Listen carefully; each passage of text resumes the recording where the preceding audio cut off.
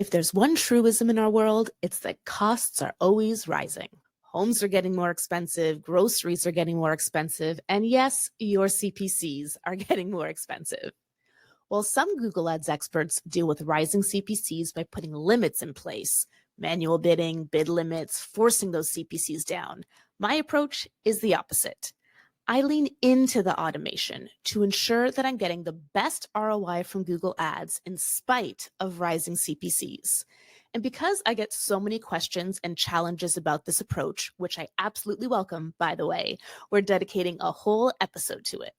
I'm your host, Jyll Saskin Gales. I spent 6 years working for big brands at Google, and now I work for you. This is Inside Google Ads, Episode 67, Driving Up CPCs. Our first question today comes from Georgi Zayakov on LinkedIn, and he says, isn't maximized conversions associated with too high CPCs? Now, interestingly, Georgie asked me a similar question, which I answered in episode 42 about smart bidding skepticism. I will say here to this similar question, yes, it is associated with higher CPCs. By using maximized conversions rather than manual CPC, you will likely have higher costs. But this is by design. It is a feature, not a flaw, of maximized conversions bidding. You see, a new campaign is like a baby. It can't walk yet, it doesn't talk yet, it doesn't know anything yet. It's honestly pretty stupid.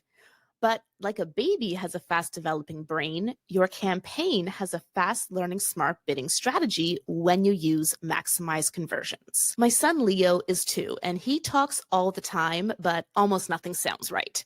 If you don't see him every day, you would not understand his speech. He calls his sister Nora Nana, he calls ice cream Ike, and he calls a fire truck a fire fuck cuck. True story. He's making a ton of mistakes, but he's also learning. For example, he used to call water wawa, and now he says wata. It's getting closer to the result we're looking for, which is the word water. Now, when Leo pronounces water wata, do I say, oh man, this baby's an idiot. I can talk better than that. That's it. I'm not giving you any more water. No, of course not. But that's what manual bidding is like. You don't trust the system, you don't give it time to learn, and at the first sign of something that confirms your bias, you think, that's it, I know better, manual bidding it is. And your kid never learns to say the word water. With maximized conversions, we're rolling through the wawa and the wata because we know that with more time and learning, more exposure to the proper pronunciation, more opportunity to practice, Leo will say water. Learning is hard. Patience is hard. It takes money, it takes time, but it is necessary to succeed with Google Ads because over the long term, smart bidding will outperform manual bidding. Expensive clicks are more expensive because they're more desirable. Cheap clicks are cheap because none of your competitors who are using smart bidding wanted them. That's why I say that rising CPCs are not the enemy. Low quality traffic is the enemy. Use smart bidding. Give your campaigns time to learn and reap the benefits. And watch out for fire fuck cucks. Our next question comes from Veshko on YouTube, and this was in response to a video where I shared that I recommend max conversions even on a new account. They said, you are right, but without data, the conversion costs will be high. What if my daily budget is very high? Now, in my last answer, I explained why I advise starting a new campaign with maximized conversions, not manual CPC or maximized clicks. This question adds another layer. How will that work in an account with no conversion data? Because it's brand new. If I have a very high daily budget, won't my CPCs be very high? My recommendation still holds for a new account just as it would with a new campaign. Bid strategies learn at the campaign level. According to Google, they do so using historical information about your campaign and evaluating the contextual signals present at auction time. So even with no historical information in the campaign or the account, it's still evaluating contextual signals present at auction time. And here's just one practical example of what contextual signals present at auction time actually means. Manual bidding and automated strategies like maximize clicks can only optimize based on keywords, but smart bidding can optimize based on the actual user query. So let's say you have the exact match keyword Google Ads course. We know that in practice, that could match to queries like AdWords course, Google advertising course, Google search ads course, etc. Smart bidding will evaluate all of those queries differently and bid accordingly. But automated or manual bidding will only consider the performance of the keyword as a whole, the exact match keyword Google Ads course. That misses a ton of nuance, and that is, again, just one example of the many contextual signals that smart bidding can use to optimize. Now, if you have a very high daily budget and you're concerned about maximized conversions driving up CPCs, first, remember, high CPCs are not the enemy, low quality traffic is. But second, remember that you're going to want to move to a target-based bid strategy as quickly as possible. And the way to get there is conversion volume. And the way to get conversion volume is maximize conversions. I said this on a coaching call the other day, and I like this framing, so I'm going to share it here. When you use maximize clicks, Google is trying to get you as many clicks as possible as cheaply as possible. Conversions are actually an accident. It doesn't even look at if it's converting or not. All your bidding algorithm is focused on is cheap, cheap, cheap clicks. Think about that. You're spending money on a campaign that does not care if you get conversions. That's madness. When you use maximize conversions, Google is trying to get you as many conversions as possible, as cheaply as possible. Conversions are the goal. It's going to try its hardest and stay singularly focused on conversions, conversions, conversions. That's how I want to spend my money. Now, before we get to our third question, for those who don't know, May 21st, 2025 is a very exciting day in the world of Google Ads because that's Google Marketing Live, also known as GML. This is the annual event where Google announces all of the big changes that will be coming to the platform over the next year. And I have some exciting things to share with you, like I have been invited to attend GML in person at the Googleplex in Mountain View, California. I never even got to attend IRL when I worked at Google, so I am really excited to go this year as an industry influencer. Now, the GML keynote is live streamed on YouTube, but then there's also a full day of panels and talks just for the in-person attendees. So I'm going to take great notes and report my findings back to you. So 3 things you need to know about Jyll's GML coverage for you this year. First, I'm hosting my 4th annual Google Marketing Live tailgate on YouTube and LinkedIn with some fellow industry experts. So if you like, you can tune into that an hour before the official keynote to hear our predictions for what's coming. That'll be 8 a.m. PST on May 21st, 2025. Next, I will be rush producing and editing an Inside Google Ads podcast episode for you to come out on May 22nd, 2025 with my analysis and insights from GML. It may come out a little later than usual in the day because I will be going straight from GML to a red eye to make it home for my daughter's musical theater performance. But keep an eye out for the fastest produced podcast episode ever to get everything you need to know about GML the day after GML. And then third, I'm hosting a special 1-hour Q&A with my Inside Google Ads course members also on May 22nd, 2025, the day after GML. And we'll have a few of those guest experts there to share what you need to know about Google Ads in 2025. If you're not yet a member, you can join Inside Google Ads at learn.jyll.ca. That's JYLL.ca, or follow the link in the episode description. However you choose to celebrate with me, I can't wait to celebrate GML with you. Our final question today comes from Drum Solo 1094 on YouTube, and they say, is there a budgeting impact when it comes to ad group duplication? Like if 4 ad groups are duplicates, aren't they bidding against each other and thus might put an upward pressure on CPC? I love the opportunity to clarify this.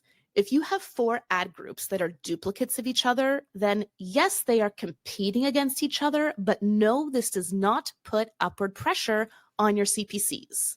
Let me explain. In each and every auction, every time a user searches for something, your Google Ads account has the option to put one keyword in one ad group in one campaign forward to compete in the auction against other advertisers. It's not like everything in your account jumps into the auction. No.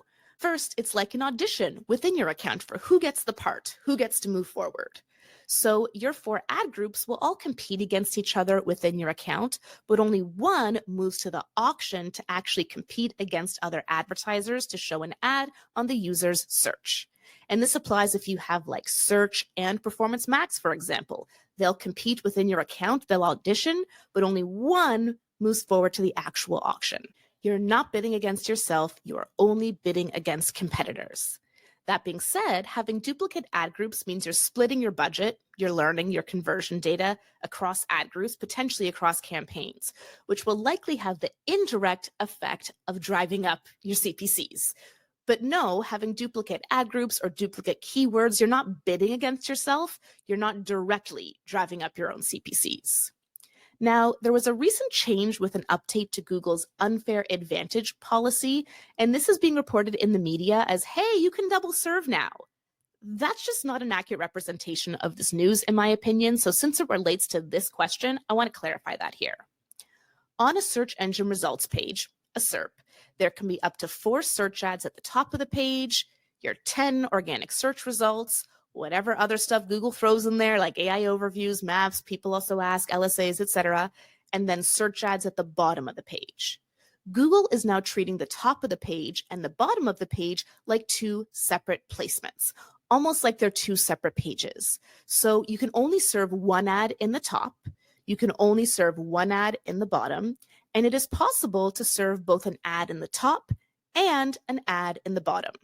As Google says, we run different auctions for each ad location.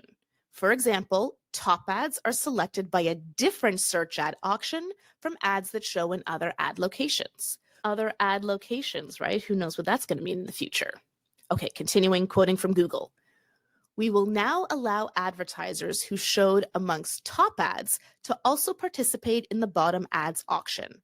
Advertisers will continue to never bid against themselves. And there you have it.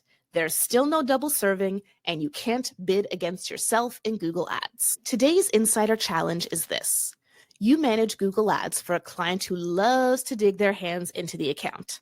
Like you have a change history script running so that you can be notified whenever they go in and make a change because it happens so frequently. They're an advocate of manual bidding all the way. How might you approach convincing them to test smart bidding? The beauty of the Insider Challenge is there's no right or wrong answer, just an opportunity to stretch your brain on real-life Google Ads problem solving. Last episode's challenge, episode 66, was this. If you could pick which platforms your PMax campaign used and which it didn't, would you? Why or why not? So I'll admit right now, I am recording my episodes out of order. I have not yet recorded episode 66 as I'm saying this to you right now. You see, I've been invited to a special Google Roundtable and told it has something to do with PMax. But the roundtable hasn't happened yet in my world. It has in your world. So you'll know better than I do now whether this challenge has anything to do with what we actually discussed last episode. Okay, with that caveat of like, where did that challenge even come from? Would I pick the platforms? This is something I've been thinking about a lot lately because you can do this in demand gen now. You can pick YouTube or Gmail or Discovery or Display Network. Definitely don't pick Display Network. So should you? And if PMax were to let you choose like just search in YouTube, for example, should you? In principle, these things can only maximize performance when given a chance to maximize performance. It's actually highly related to what we've discussed in this episode, giving the algorithm time to learn. If I could opt my PMax out of Display Network and Search Partners, I absolutely would because those are both garbage. But beyond that, search, shopping, discovery, Gmail, YouTube, maps, and whatever comes next, like AI overviews, I would probably at least start a new PMax campaign with all of those turned on, all of those baked in. And if, once the campaign has been running and had a chance to learn, I then wanted to try excluding a poor performing platform, like maybe it looks like Gmail really isn't doing well. I don't know. Here's the thing. Let's say that Gmail were really not doing well, that we got that transparency to see that and the capability to exclude it. Would I want to? Because the thing is, if it were really not doing well, really not contributing to my goals, then the PMax campaign would learn that and would either stop spending there or barely spend there. Because it's optimizing for that. It wants to achieve my goal as determined by my bid strategy. And maybe in this hypothetical scenario, Gmail actually is contributing really well to awareness. And if I cut it off, my PMax performance will drop because I'm not bringing new users into the campaign. So as we start to get a feel maybe for how all these different platforms perform, if we start to see that like, oh, Gmail is crap or Discovery is low quality, I don't know, then I might exclude them by default when working with a small budget account, but that's all a what if. With Google, I'm very much a trust but verify kind of gal. I trust the system, I work with the system, but I'm also going to keep an eye on performance to ensure that trust continues to be earned. What about you? If you could pick specific platforms for PMAX like you can for demand gen now, would you? Why or why not? I'm Jyll Saskin Gales, and I'll see you next time inside Google Ads.